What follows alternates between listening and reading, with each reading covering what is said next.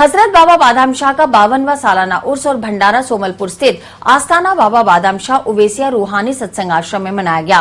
मंगलवार तड़के 5 बजे कुल की रस्म के साथ 2 रोजा उर्स संपन्न हो गया।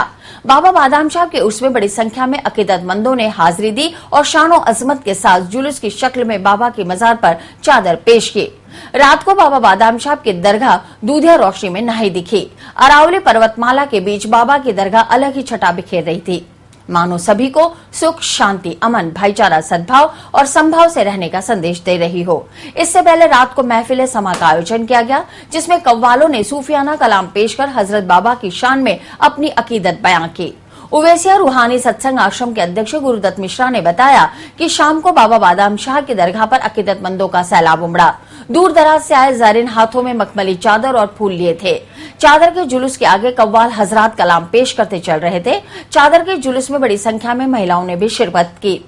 इससे पहले सोमवार सुबह सेवा, सुमिरन, ध्यान आदि का आयोजन हुआ। दोपहर में भोजन प्रसादी के पश्चात शाम 5 बजे तक भजन, सत्संग और आध्यात्मिक चर्चा चली। इसके बाद चादर पेश करने का दौर शुरू हुआ। ज़ायरीन अपनी मुरादें पूरी होने पर बाबा साहब की खिदमत में चादरें पेश कर अपना शुक्राना अदा करते नजर आए।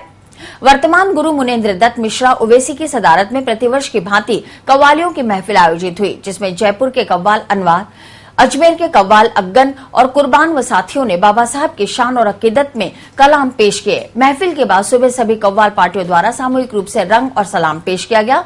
इसके पश्चात कुल की रस्म और प्रसाद वितरण के साथ उर्स का समापन हो गया।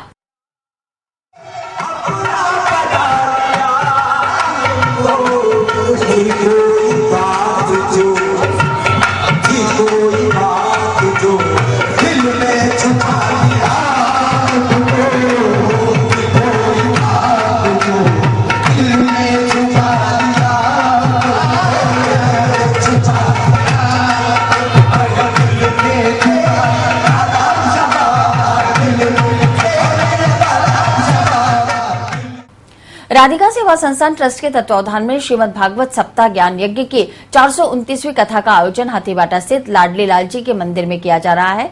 11 मई तक चलने वाली कथा के दौरान मंगलवार को रुक्मिणी विवाह और रासलीला का आयोजन किया गया। विवाह के अवसर पर श्रद्धालु भक्तों ने नृत्य करते हुए आनंद मनाया। इस अवसर पर महाआरती के साथ श्रद्धालुओं को प्रसाद का वितरण किया गया। वो तो दया के सागर हैं और तुम में से किसी को भी नहीं भूल पाए। राधा जी कहने लगी, उद्धव जी तुम उन्हें अच्छी तरह पहचान ही नहीं पाए। यदि तुम्हें उनके असली स्वरूप का ज्ञान होता तो तुम्हें उन्हें वहां मथुरा में छोड़ करके यहाँ नहीं आते। उन्होंने तुमसे ज्ञान की बड़ी बड़ी बातें करके, शास्त्रों की बड़ी बड़ी बातें करके तुम्हें चला है। तुम उन्हें मथुरावासी बताते हो, वो तो सर्वव्यापी है। यहाँ कण कण में बसे हुए हैं, सदा सर्वदा हमारे साथ में रहते हैं, हमारे रोम रोम में बसे हैं। रास रचो आज रास बिहारी, रास रचो आज रास बिहारी, रास रचो आज रास बिहारी, रास रचो आज रास बिहारी, रास रचो आज रास बिहारी, रास रचो आज रास बिहारी, रास रचो आज रास बिहारी, रास रचो।